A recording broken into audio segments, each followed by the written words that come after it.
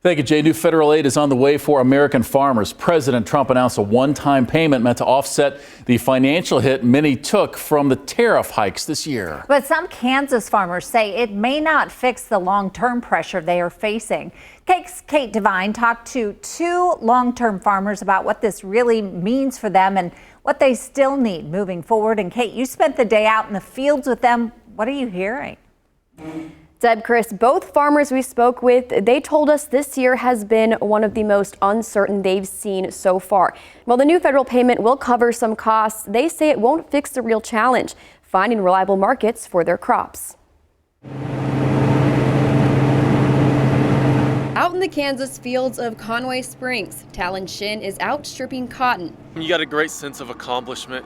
You can see what you did every day. You feel like you're making a difference. He says he spent his whole life farming, and this year he says the pressure has been harder than ever. My initial reaction was, well, I'll take the money. It'll pay some bills, but it's definitely not a solution. He's talking about the new federal aid package, a one-time payment for farmers hit by higher input costs and market losses tied to tariff hikes. The administration says the money will go to growers of corn, cotton, soybeans, wheat, and other row crops. Farmers spend most of their year on machines like this cotton stripper here, counting on every harvest to cover costs. Both tariff hikes driving up expenses and shaking up markets. Many tell me this new one-time payment won't fix the long-term pressures they're feeling. For Shin, it's not just prices.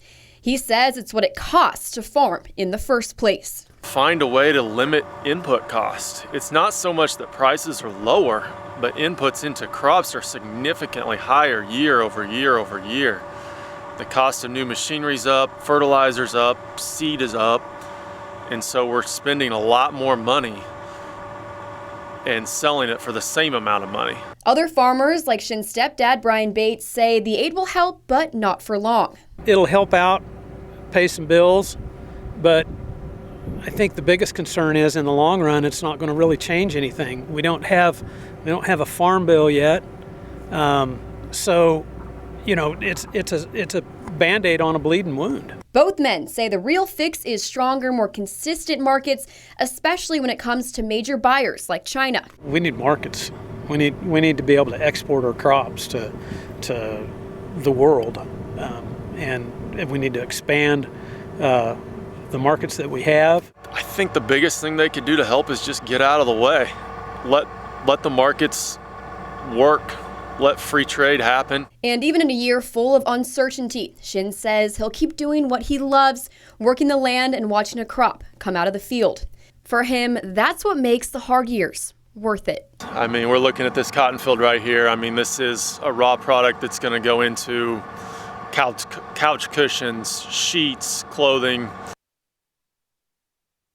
USDA says payments are scheduled to be dispersed by February 2026, and final payment rates for each crop will be released later this month.